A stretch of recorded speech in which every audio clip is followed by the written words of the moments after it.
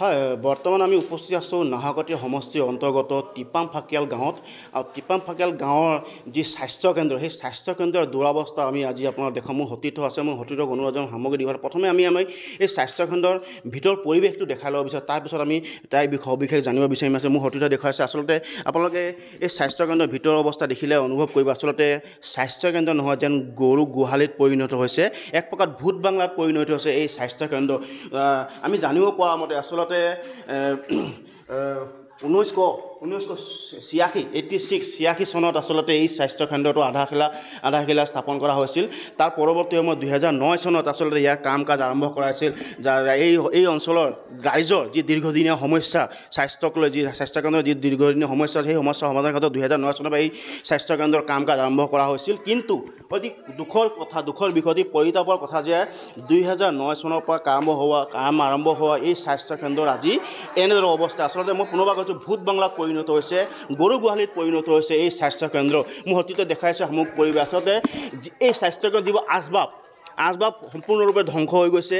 এই স্বাস্থ্যকেন্দ্ৰৰ ভিতৰত যিবোৰ লাইট ফেন লগোৱাইছিল, সেই সমগ্ৰ বস্তুবোৰ চুৰি হৈ গৈছে।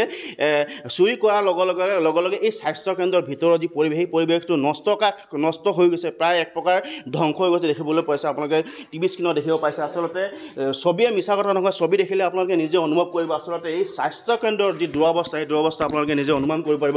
মোৰ সতীৰ্থক অকণমান এয়া হৈছে টয়লেট। আপোনাৰ টয়লেটৰ অৱস্থা চাওক, টয়লেটৰ অৱস্থা দেখিলে আপোনালোকে নিজে অনুমান কৰিব আচলতে কি পৰ্যায়ত গতি কৰিছে এই স্বাস্থ্যকেন্দ্ৰৰ পৰিৱেশ। মোৰ এই অঞ্চলৰ কেইবাজনৰ বিষয়ববীয়াসকল আছে, ব্যক্তিসকল আছে, তেওঁলোকৰ আমি পোনপটীয়াকৈ কথা পাতিব আছে। তেওঁলোকে আচলতে বিগত সময়ছোৱাৰ পৰা তেওঁলোকে এই স্বাস্থ্যকেন্দ্ৰৰ যি কাম আৰম্ভ হৈছিলে, সেই কাম আৰম্ভণিৰ পৰা তেওঁলোকে আচলতে এই স্বাস্থ্যকেন্দ্ৰত জড়িত হৈছে। তেওঁলোক আমাৰ লগত আছে, তেওঁলোকক পোনপটীয়াকৈ কথা পাতিব আচলতে। দাদা অকণমান আপুনি ঘূৰি দিব। এই অঞ্চলৰ প্ৰায় 30খন গাঁৱৰ একমাত্ৰ সৰকা আছিলে এই স্বাস্থ্যকেন্দ্ৰখন।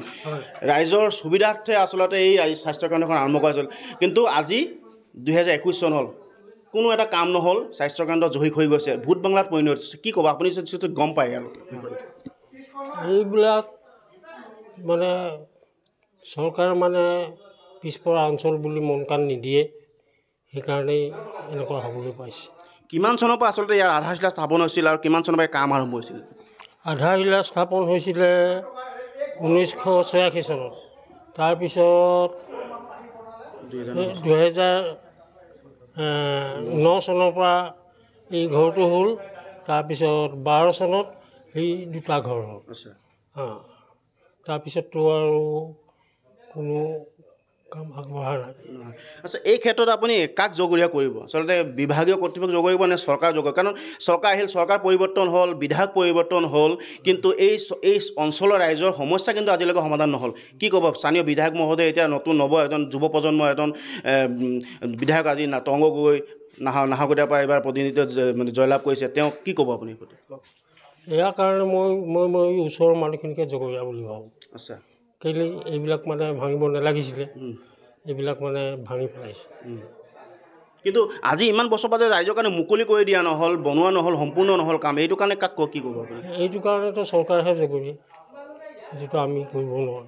স্থানীয় বিধায়কক কি ক'ব আপুনি? স্থানীয় বিধায়কক নতুনকৈ দিয়া হৈছে, তেখেতক অনুৰোধ কৰিমগৈ। আগৰ বিধায়ককতো অনুৰোধ কৰিছিলোঁ, তেওঁ কাণ সাৰ নিদিলে।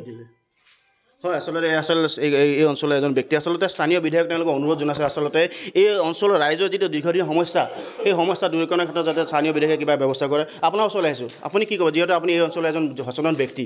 ইয়াত 1986 চনতে এই হস্পিটেলখন হ'ল, আধাৰশিলা স্থাপন কৰিলে প্ৰফুল্ল মহন্তৰ দিনত। এতিয়া 1986 চনৰ পৰা এতিয়া 2021 চন পালেহি। তাৰপিছতে কোনো চৰকাৰে ইয়াত দায়িত্ব মুঠতে নল'লে। অলপ দিনৰ আগতেই আজি 9 চনত এইটো পকীকৰণৰ ব্যৱস্থা হ'ল, পকীকৰণ কৰিলে, ডক্তৰ থকা ব্যৱস্থা কৰিলে। ইয়াত হস্পিটেলখনত 30খন বিচনাযুক্ত মুঠতে হস্পিটেল তেওঁলোকে নিৰ্মাণ কৰিলে। শেষত ডক্তৰ দিব নোৱাৰিলে, নাৰ্ছ ইয়াত নিযুক্তি কৰিব নোৱাৰিলে। নিদিয়াৰ ফলত এই হস্পিটেলখন চোৰে দুষ্কৃতিকাৰীয়ে এটা বস্তু নিবলৈ ধৰিলে আৰু ধ্বংসৰ মুখে মুঠতে গুচি গ'ল। আৰু নাহৰকটীয়া সমষ্টিত ইমানকেইজন MLA হ'ল, গোটেই MLA কেইজনকে আমি অৱগত কৰিছিলোঁ হস্পিটেলখনৰ কাৰণে, তেওঁলোকে কোনো কাণসাৰ নিদিলে।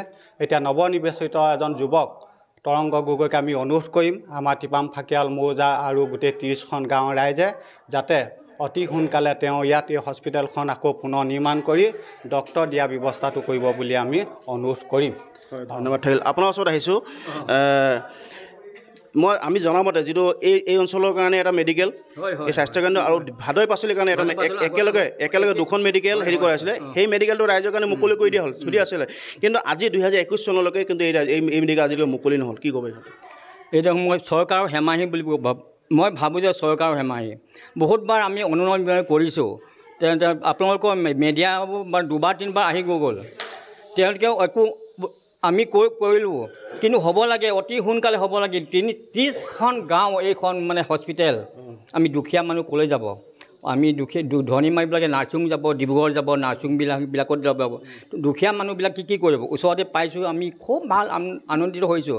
আমি হ'ব সকলোকে কৈছোঁ, আমি হ'ব, চিন্তা নকৰিব, আপুনি দুখীয়া মানুহ, আমাৰ হস্পিটেল হৈ যাব, কিন্তু নহ'ল। 85 চনতেই সেই বিধায়ক AGP বিধায়ক কুসুম বৰতাইৰা গগৈ মানে আধাশিলা স্থাপন কৰিলে। তেতিয়াৰ পৰা সেই চৰকাৰ দিনত গ'ল। তাৰপিছতে AGP কংগ্ৰেছ চৰকাৰ আহিলে। তাৰপিছত সেইটো অনুনয় কৰিলোঁ, গোটেই আহিলে, কিন্তু নহ'ল।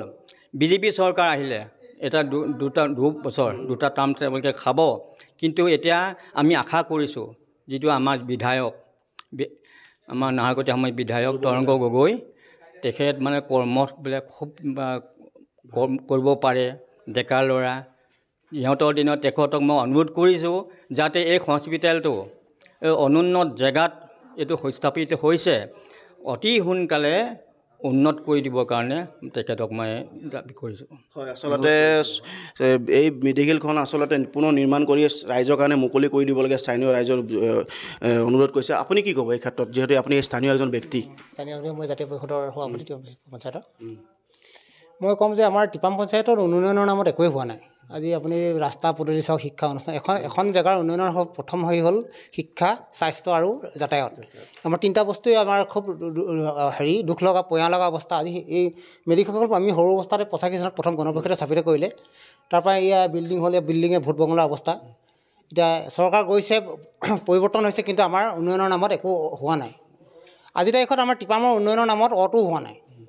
তেখেতে এতিয়া নতুন প্ৰজন্মৰ এজন নতুন এই BJP বিধায়ক তৰংগ গগৈ, তেখেতক আমি আশাবাদী, তেখেতে যেন এই মেডিকেলখন হেৰি কৰে, তাকে মই ক'ব বিচাৰিছোঁ, তেখেতে যেন ইয়াৰ কিবা এটা উন্নয়নৰ নামত কিবা এটা হেৰি কৰে।